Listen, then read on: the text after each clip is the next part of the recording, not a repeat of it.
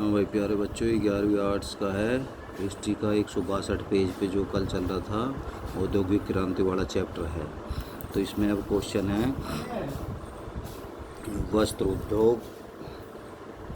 वस्त्र उद्योग में क्रांति की प्रगति कैसे हुई। ब्रिटेन में सूती वस्त्र उद्योग में क्रांति कुछ विशेष परिस्थितियों में हुई। ध्यान रहे, यहाँ आकर्षण सूती कपड़ा कभी नहीं बनता था। परंपरागत ढंग से व औजारों से मांग की पूर्ति नहीं हो रही थी। ऐसी स्थिति में कताई और बुनाई के क्षेत्र में नई प्रौद्योगिकी टेक्निक का आविष्कार किया जाने लगा। नई तकनीक विकसित करने की इस प्रक्रिया ने प्रस्तुत वस्त्र उद्योग में क्रांति ला दी। इस प्रगति का संक्षिप्त वर्णन इस प्रकार है।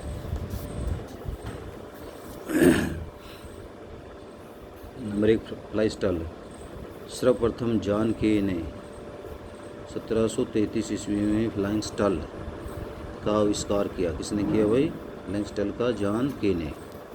फ्लाइंग स्टॉल का इस लकड़ी की मशीन से बुनाई में तेजी आई। अब एक बुनकर दुगना कपड़ा बुन सकता था। दूसरा, स्पिनिंग जेनी। कताई की पहली हाथ से चलने वाली लकड़ी की मशीन को ब्लैकबर्ग के काश्तकार जेम्स हरीगिब्स ने 1765 ईस्वी में बनाया। इसका नाम स्पिनिंग जेनी या कतन जेनी था, जिसके एक ही साथ सूत के 8 तार काते जा सकते थे। सूत के कितने? 8 तार काते जा सकते थे।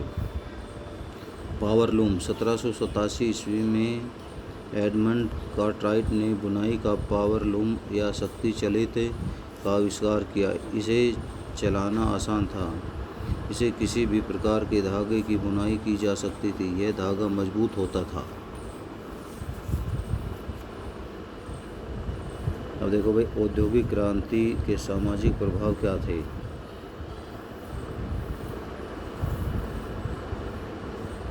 औद्योगिक क्रांति से उत्पादन करने का तरीका बदल गया। वस्तुत इसके परिणाम स्वरूप समाज की पूर्ण संरचना भी बदल गई। औद्योगिक समाज मध्यकालीन सामंती समाज से बिल्कुल अलग था।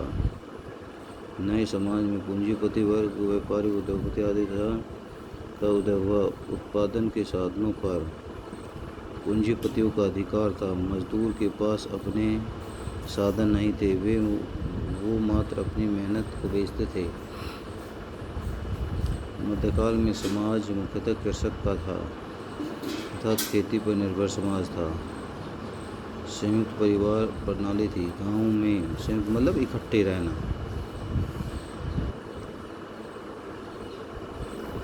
गांव के सभी सदस्य आपस में मिलजुल कर काम कर लेते थे। औद्योगिक क्रांति से लोग गांव से शहर में आने लगे।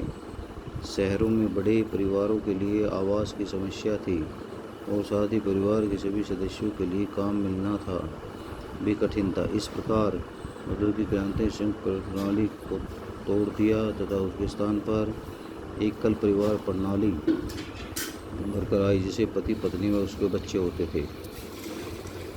ये भाई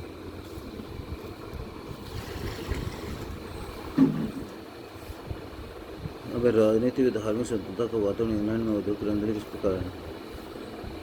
इंग्लैंड के लोगों को यूरोप के अन्य देशों की तुलना में अधिक राजनीतिक स्वतंत्रता प्राप्त थी। वहाँ काफ़ी पहले से सामंत प्रणाली, स्त्री प्रणाली, दास प्रथा जैसी दोषों प्रथाएं समाप्त हो चुकी थी। यहाँ पर लोगों को काफ़ी हद तक मौलिक अधिकार प्राप्त थे। व्यक्तिगत स्वतंत्रता का अधिकार इंग्लैंड के समाज की विशेषता बन चुकी थी। एक व्यक्ति अपनी इच्छानुसार उद्योग स्थापित करने के लिए स्वतंत्र था। इंग्लैंड में 18वीं सदी तक आते आते धार्मिक स्वतंत्रता का वातावरण भी स्थापित हो चुका था। जहाँ फ्रांस में प्रोटेस्टेंट पर अत्याचार किए गए और उनको देश छोड़ने के लिए बांधे होना पड़ा, वहीं यूरोप के अन्य देशों में प्रोटेस्टेंट कारीगर आकर इंग्लैंड क्योंकि वहाँ धार्मिक स्वतंत्रता थी।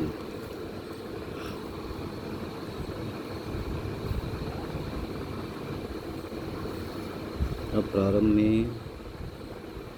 में श्रमिक कानून क्यों बनाए गए? सरकार इस बारे में क्या दृष्टिकोण है?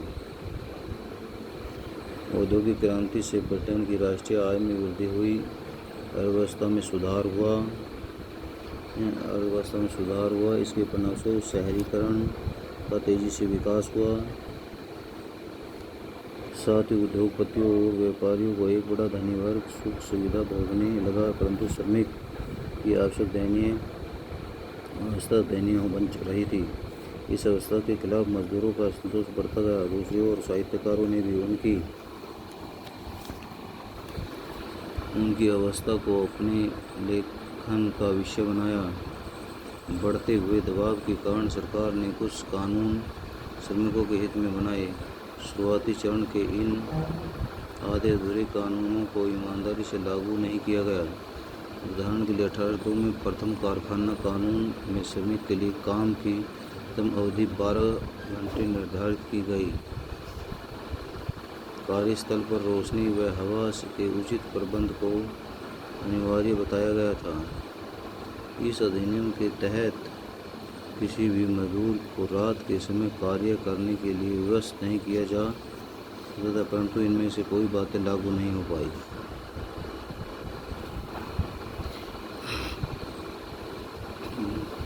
अब भाई निम्नात्मक प्रश्न देखो भाई, इसमें ब्रिटेन में स्त्रियों को भिन्न भिन्न वर्गों में ब्रिटेन औद्योगिक क्रांति में अग्रणी देश था। Britain, England.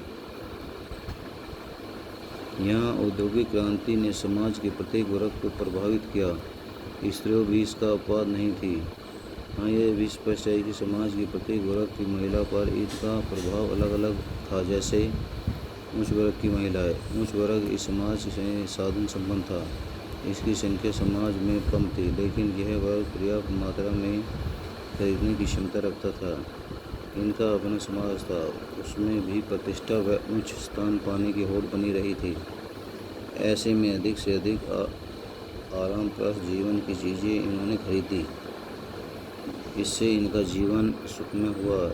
इनको पहले मजबूरी वश कुछ कार्य करने पड़ते थे, अब उसकी ज़रूरत नहीं रही। इस वर्ग को इस क्रांति ने जीवन के प्रति नया दृष्टिकोण दिया। दूसरा, मध्यम वर्ग की महिलाएं। मध्यम वर्ग पर इस क्रांति का दोहरा प्रभाव पड़ा। जीवन में आराम, सुख व उपयोग के लिए नई चीज़ें मिली, जिससे जीवन शैली बदली। नई जीवन शैली अपनाने के लिए घरेलू खर्चे में वृद्धि हो गई। अकेले पुरुष के कमाने से परिवार का गुजारा नहीं हो सकता था। समाज में सम्मान व प्रतियोगिता के चलते जीवन शैली में बदलाव नहीं किया जा सकता था। इसलिए इन महिलाओं ने भी पुरुष के कार्य में हाथ बटाना शुरू कर दिया और ये महिला पेशेवर बन गई। शिक्षा प्राप्त हुई, व्यावसायिक प्रशिक्षण, बाजार की दुकान में कार्य इत्यादि इसे मिले। इसका असर उसके स्वास्थ्य पर भी पड़ा। इसके साथ साथ ये महिलाएं परिवार को और तुलना में कम समय दे पाती थी। इससे पारिवारिक वातावरण भी बदल गया। इससे ये बच्चे का लालन पालन नहीं कर सकी जैसा ये चाहती थी। अब देखो भाई, सामान्य वर्ग की महिलाएं। सामान्य वर्ग की महिलाओं की स्थिति बहुत खराब हो गई। इन्हें मजदूरों के समान कार्य करना पड़ता था। महिला मजदूरों को यहाँ विषय व असमानजनक परिस्थितियों में काम करना पड़ता था। पुरुष मजदूरों की अपेक्षा महिला मजदूरों की दशा और भी शोचनीय थी। महिलाओं की दशा खराब है। कारखानों में पास ही बनी बदहाल एवं गंदी बस्तियों में रहते हुए अपने बच्चों बहुत छोटी उम्र में मर जाते थे। उन्हें मजबूरी में काम करना पड़ता, क्योंकि उनके पतियों की मजदूरी बहुत कम, जिससे घर का खर्च नहीं चलता था। दूसरे उद्योगपति महिलाओं और बच्चों से अधिक काम करवाते और मजदूरी के पैसे पुरुषों से बहुत कम देते थे। औद्योगिक क्रांति से पहले भी महिला अपने परिवार के पुरुष साथ खेतों में काम करती थी।